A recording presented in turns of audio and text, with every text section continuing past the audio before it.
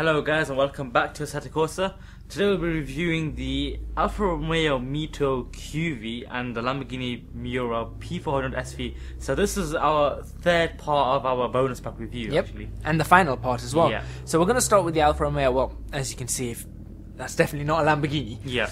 So we're going to start with the Alfa Romeo, and as usual, the way we'll do it is we'll talk about the actual specs of the car. Then we'll talk about a bit of what the modding, well, it's not a mod in this case, but what the car includes in Assetto Corsa, and then we'll talk about our feelings on the car, and then give it a bit of a grade. So I think you might as well start with the specs. So yeah, it features a 1.4 litre turbo engine, so it's a bit like the VW's TSI engines, I believe. It has 170 brake horsepower produced at 5,500 RPM, so it's pretty high. Yeah, it's pretty high. It's surprisingly high, but I'm guessing it's an Alfa Romeo. They like their high revving cars, but it was surprisingly high when we looked at that. It also gives us 250 Newton meters of torque, and that's around 2,500 RPM. So it's a much lower torque band, but you can expect that from a small car. But that's on sport mode, isn't it? That's on sport mode. Otherwise, you get 230. I don't think there's a way to switch out of sport mode in Assetto Corsa. So you're going to get a 250. 20 Newton meters of torque doesn't sound like much, but sometimes it is quite important. And of course, that is on a car that weighs 1,140 kilos.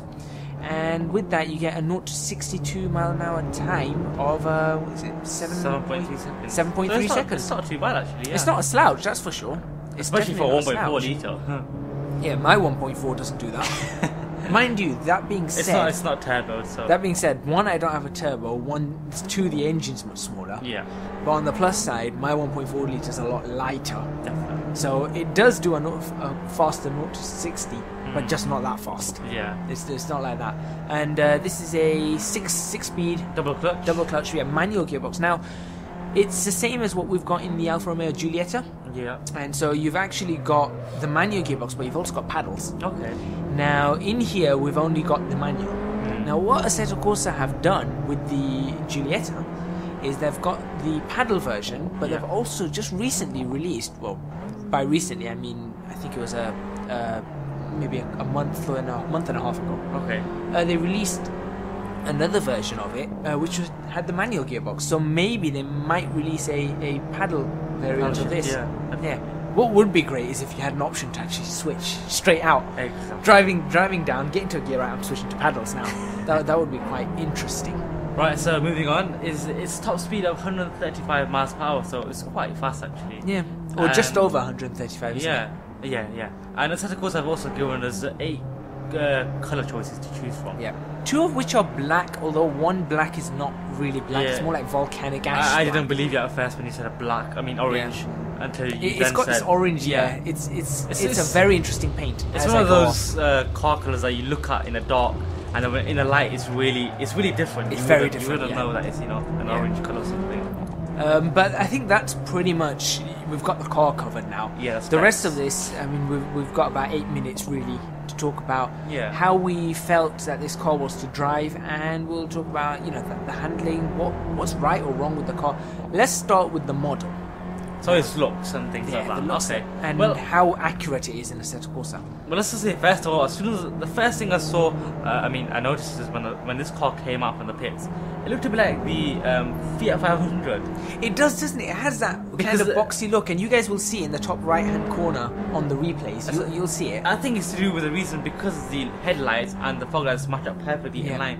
And that's kind of how the Fiat 500 looks a bit. Well, not only that, if you look at the back of the car, it's also got that the same kind of rounded. It looks boxy, isn't it? Yeah, but it's sort of boxy, but not boxy in a sense. It's a very small car, so you can kind of see a similar look, and it probably would compete against the Fiat 500. In fact, I think that's exactly what it's designed to do. Yeah. I think now we've got 2 front-wheel drive cars. So remember, some months ago, I said that a good car to start learning how to drive in Assetto Corsa with would be the Fiat 500. Yeah, definitely. This is another one now that's on there. So another good car. 2 cars against each other. I'm quite interested in seeing what the difference is in the 2 cars around. Around something like the Nordschleife or both something like turboed as well. So I might actually do that as an extra. I don't know. Yeah. Just throw it out there. 2 cars, pit them against each other side by side, see what happens. But it is a good car, and the model itself is very accurate, I think, in Assetto Corsa. If you look inside, the wheel and everything is really, really nicely done. So that's something that I was quite impressed with. And you can even see the HUD and it lights up, as you saw when we switched on the lights. The HUD all lights up really nicely, and it's got this carbon fiber on the dash. Oh yeah, the whole dashboard is carbon fiber. Well, it looks it. I mean, Alfa. Wow. I know Alfa Romeo spare no expense when it comes to these kind of things. So that is crazy. So I wouldn't put it past it being actual carbon fiber. Yeah. I don't like that the vents are closed. I like some aircon. I was just going to say that. Yeah. No, but if you think about it, having the vents closed improves. That's very good. Yeah, fuel economy. You get more out of it, better on the vents power closed? and everything. Yes, because everything's closed. So you've got no air coming into the car. Everything's being flown around. I wish I had something like that, because I know for one thing my car struggle is on the motorway. It's all like heat blowing onto your face. Yeah, you need to close up your vents. You need to close up your vents. That's really good. That is. So I like that, and I do like the Alfa Romeo styling. I think Alfa Romeos have one thing about styling, and it's just that I think 95% of Alfa Romeos just look so nice. Yeah. And I like the steering wheel. It doesn't look like leather to me. It looks like some sort of suede. Yeah, I was just going to say, it looks a bit different compared to your standard car, doesn't it? Yeah, but it looks nice. It looks very Alfa. It also looks like it has some stitches on the bottom as well. Yeah, the stitching. I think they've put a lot of detail into the steering wheel. They've put a lot of detail into the interior. Even the little speaker, you can see the speaker, the mesh on the speaker on the pillar, on the front left pillar. Yeah, exactly. Yeah, all the little bits and bobs on there. Even the I like the actual the wipers. Yeah, they don't look flat. They actually look very, very 3D. And again, on the outside, it's a similar thing. On the outside, everything is really nice. Yeah. I like the texturing all throughout as well. We might as well talk about the texturing. I like the red brake calipers. I like nice. The pink colour as well. It's quite different. It's a different blue, isn't it? It is. It's an interesting. It's an interesting colour. Dark blue. I would actually wonder how it would look in the sun. Well, is it a pearlescent colour? I think it's metallic. To me, it looks metallic to me. Yeah, it looks metallic. But I think overall they've done a really good job on the modelling and the texturing of the car. I think it represents the real life car, very accurately. Very accurately. So it's a great job too. Next, I think we'll just quickly talk a bit about the sounds. Oh, the sounds. You were quite impressed, weren't you? Well, I was impressed because, you did tell me at first that, just listen to this car, you can hear the little, every time you change the gears, it just pops a bit. It has like some sort of crackle map to it as well. So it was impressive. For a small car like this, and pop every time you change your gear, little crackles here and there. So it's really nice. I was quite surprised when I actually took it into from third to fourth properly for the first time, and that was after one of the hairpins on the first lap, and I took it out again. And I just heard this pop. I'm just like, whoa, okay, this is interesting. And then when I was off the throttle and the backfire, and it's not the standard Assetto Corsa backfire. Yeah. You hear the standard backfire on a lot of cars. This sounded like it was actually custom made for this car, which shows another step that Assetto Corsa are taking. Yeah. And I think that's really nice. And overall, the sounds of the engine as well, the engine sounded like it rumbles quite a bit, doesn't it? It was very rumbly. But when we were in high revs, it felt like you were pushing the engine. Yeah. The engine sounded like, okay, I'm at my limit now. And I think that whole feeling together makes the car quite fun to drive. Definitely, at least in terms of sounds and visuals and everything.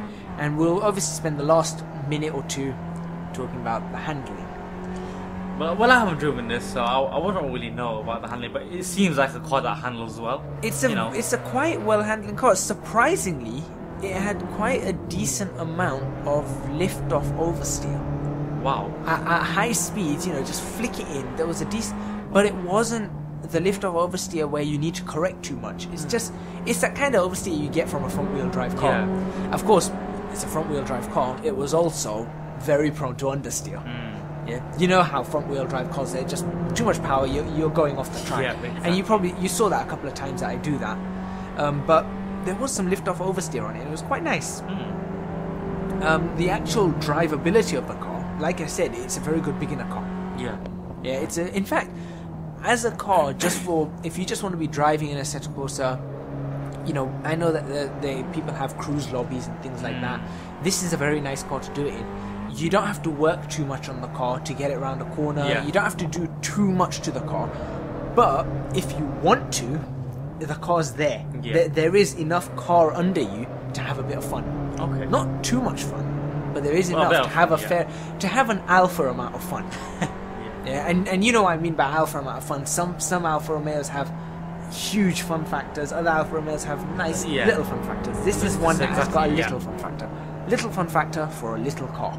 And I think I was quite happy with this car. So I'm going to say that overall we'll grade it, and let's just split the grades at the moment. I'm going to say model and textures. I'm going to give it a 10. Yeah, I agree with you. Very good.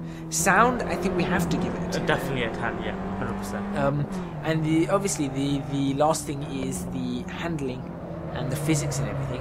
And I'm gonna give. I don't really know what to give that, because it feels very realistic. It feels very realistic, but the car itself is not like the best car ever. Yeah, exactly. For that very reason, I'd give it a 9.5. Exactly. Yeah. I want to give it a 9. I want to give it a 9, saying that it's no doubt it's a very great accurate little car, but it's not one of the best cars out there. It's not one of It's not one of the best cars, but it is a great car. Maybe I rated it too high then. So I think a 9 would be perfect. Yeah. And I think overall it'd probably be as the car being in a Assetto Corsa, it's a 10. But as the car as a whole to drive, I'm probably going to give it a 9. Yeah, I'm going to say that car's a 9.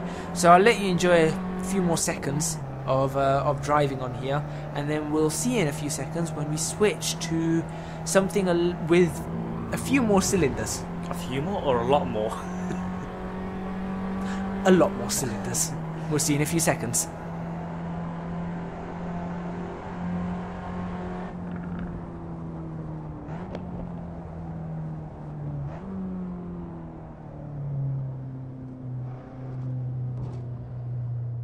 How many more cylinders? I think it was 8 more cylinders on this car. Yes, yep. 8 more. So we're back, and it is the Lamborghini Miura P400 SV. We left this car until last for 2 reasons. One, because it's the most powerful car. Yep. Well, okay, no, it's not the most powerful car, because the Nissan was. It's more powerful than... Yeah. Well, the Nissan was, but this is the most... what's the right word for it? It's the most powerful first supercar that ever came out. Yeah, I think it's the most historic, and it's probably the most special car in the pack. I think that's the thing. And 2, because there was a mod on this, so we really wanted to compare it to the mod, so we've left this until last for that. So again, we'll do the same thing. We'll start with the specs, and then we'll go on to what it's like, and then we'll give it a rating. So yeah, the Lamborghini Miura SV actually came out in 1966, so it is quite an old car. It's very historic. Yeah, I think they built it between 66 and 73. Yeah. So 1973 is the last one. So even just looking at that, that is 42 years old. And does it have any... And the first thing I did is bash it into a wall. Does it have any little brothers or sisters that came out after this? The Miura? No, but there are other cars that came out that based on this. Based on this. So this was the V12 flagship. The next car that came out was the Countach. Oh yes. And then following on from that was the Diablo. Yeah. And then there was the Murcielago. You can actually see. There was the Aventador. Yeah, you can actually see quite a resemblance. Yeah, they're all the V12 flagships, and they all have SV variants. Yeah, that's true. If you think about it, Countach SV, Diablo SV. Diablo SV is incredible. Yeah. Absolutely incredible. Murcielago SV, and you have the Aventador SV. So you've got all of them. So that is where this car comes from. Very, very strong heritage on this car, and crazy oversteer. Yeah, it handles like a boat, doesn't it? Well, you said that on the mod, didn't you? I said on the mod as well, but we'll see about this one as well. Yep. Anyways, moving on, it's a 2-seater mid-engine rear-wheel drive car, as you'd expect. And this was the first of its kind, really, wasn't it? Yeah. It was the one that set the benchmark for all these other supercars, wonderful cars that we have now. And it's 12 cylinders, so it is in obviously the V configuration, so it's a V12 with 2 valves per cylinder. So that means this has got 24 valves. Yeah, and that's a lot. And that is all in a 3.9 litre naturally aspirated engine. It's quite a lot. So it's a lot of power. In fact, how much power does it actually have? 385 brake horsepower produced at 7,850 RPM. Yeah. Now, well, it's quite a high revving engine, but then again, it is an NA car, isn't it? It is an NA car, but if you look at the cars, nowadays, supercars nowadays, they tend to rev a bit higher than that. as well. That's true. But as in for an old car, for a you know, 1966 to 1973 car, that's fantastic. and with 400 or just about next to makes no difference, 400 Newton meters of torque at 5,750 RPM. Again, it's just that high range. It's got more torque than power. Yeah, it does. That's saying something, isn't it? It does have more torque than power. One thing that interested me about this car was, even you said this, it has a linear curve on its power band. Yeah. A very linear curve, actually. So. Yeah, I mean, you've got a notch at the bottom where it just sort of starts exponentially rising. Yeah. Just a bit and then after that, ouch! I couldn't get that corner right. After that, it's very linear all the way up to about 6,500 RPM. Yeah. And when I mean linear, I mean perfectly linear. And again, I mean perfectly linear. And then after that, it sort of tapers off. Exactly. Tapers off again. But it was very, very impressive. Mm. And it just shows how well built an engine that is then. Definitely, yeah. Yeah, and it's a 5-speed manual gearbox. So obviously, And all of that comes in with a carb weight of 1,293 kg, isn't it? yeah. So Yeah. it's kind of not even that heavy. It's not a heavy, car. to be honest. Not for a supercar, it's not heavy. No. I think, considering that nowadays supercar weigh probably 1.5, 1.7 tons. Yeah, isn't some it? of them. With all the electronics, saying that this is just a full-on, hydraulic manual Yeah. car. And of course, with all of that, that means that it could propel this car 0 to 60 in about 4.5 seconds. So it's still up there with the cars nowadays. So yeah, it could still compete with a lot of supercars. cars, Maybe yeah. not the hypercars, but it could But the definitely compete with the supercars. It can compete with that, and of course, it then went on top speed, 180 miles an hour. At least that's what was claimed. That's still very fast. Very to this day, fast. That is very, very fast. And you mentioned this. There's no eyelashes on this model. Yeah, that's something. Obviously that the SV, the Yeah. P400 SV had, and also you have 9-inch wheels on the back, and I don't mean 9-inch diameter. That's like smaller than a Formula One wheel. I was just gonna say 9-inch. Yeah, well, Formula One wheels are 13-inch. It makes sense to have really wide wheels Yeah, at the back 9 because it's a rear-wheel drive Yeah, car. isn't they're it? 9 inches in width, and that does mean that you've got flared Yeah. rear arches. So if anyone has a real one of these cars, or is looking at buying a real one of these cars, just make sure when you go through a narrow gap, the back of your car is not fitting. So if someone was watching this, watching our videos, and has this car, that'd be really. You never know. You never know. I'd be really amazed. But yeah, and obviously there are a few little tweaks here because it was the top of the line model. Yeah. So you had the tail lights were a bit different, and it was a rare car. 150. Yeah, only 150 SVs were made. That's quite rare. That's very rare. Yeah. It's something that you'd probably, in fact, In fact, I don't think I've ever seen one before, not even in the car show. I have. I have seen one at Silverstone. Was it just one? One yellow. There you go. Yellow. That at says it Silverstone. all. But I've only seen one, and that was obviously at a racetrack, international racetrack. Although, just thinking about it, this car was one of the best cars to win at in Top Trumps. This car was in Top Trumps, yes. and it was one of the best cars to win at because I do of remember the it fact now. that it had a low 0 to 60, and it had very limited models. In fact, there were only, I think, 4 cars in that Top Trumps pack that beat 150. This is probably the only car that I was thinking, Lamborghini Miura, I've never heard of such a car before. Yeah, no. I was no, familiar no, with no. the Countach. No, there was the Lamborghini Jalfa or something. Jalpo. Oh. Remember that one? Yeah. Nobody knew that car. My favourite ones at the time were the Diablo and the Countach. Yeah, Diablo and Countach, obviously. That's the ones we grew up with. But yeah, so that's all the specs. Now, we're going to quickly move into this because I don't think we have that much time left. Model. Right. It's, again, like the Alfa, I think it's absolutely top-notch on modelling. Just look at the interior as well. It's, what was it, leather? Leather steering it's wheel. leather steering wheel. Leather I love dashboard. I love the stitching. Now, I love that I as wish well, you guys yeah. could see the steering wheel, but I'm having to steer so hard here. I'm sure they That- can see it quite. Yeah, you can see it here, but all the other time you can see I'm always backwards and Yeah. forwards on it. But it's so nicely made and so nicely detailed. I think it's absolutely incredible. Hey, there is a difference between the SV and the normal one. I believe the one that we drove in the mod was That was that an an SV. That was an SV as well. But didn't that have a wooden steering wheel?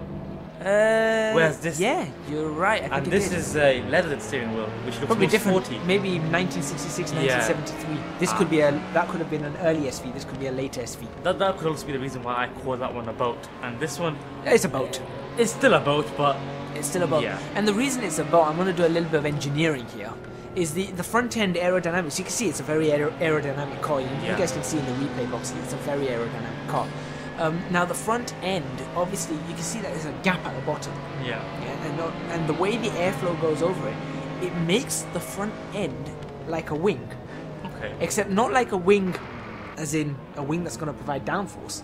It makes it as a wing is supposed to be. So it's providing lift. Oh. Now, they fixed a lot of those issues with this particular model.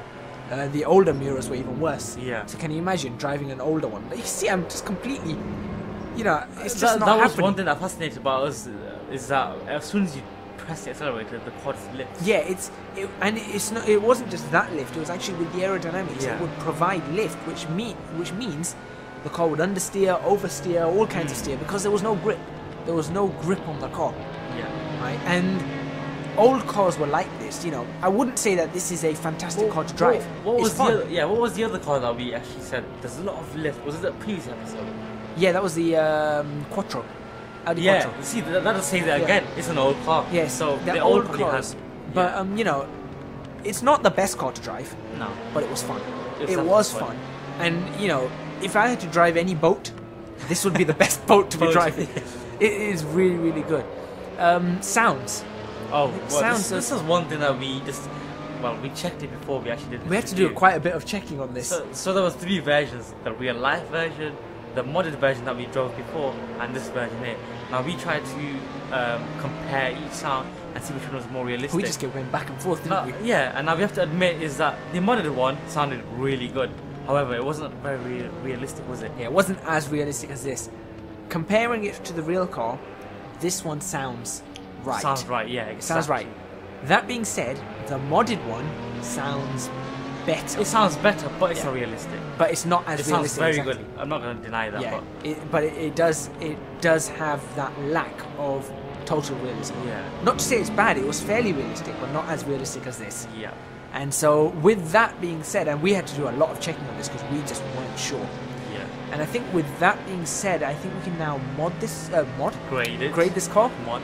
No, we don't want to mod this car. Well, I don't know. You might want to mod this car. No, not this car. This is a legendary car. You don't want to touch it. We wanna grade this car now. In modeling, again, it's 10.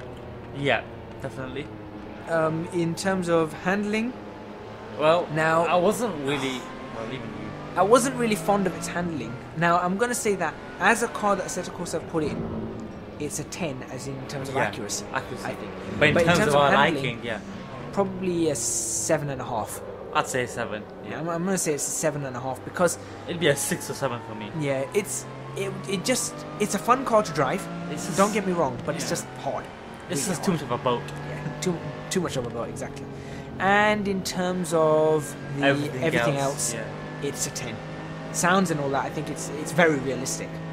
Yeah. So overall, this car's probably an 8. That's an 8. Yeah. Sounds like an 8. What a way for me to finish. I was actually on a fast lap and I completely ruined it. So I think we'll end it there. And that concludes our bonus pack review. Next week, we're going to be reviewing the Renault 3.5 series. So you guys can enjoy that. That's going to be quite fun to review. So thank you very much for watching. Please remember to hit the like button if you like this video, as I completely lose it. Subscribe to our channel for more videos on Assetto Corsa. And leave a comment in our comments box below letting me know what you thought. Thank you very much for watching. We'll see you next week.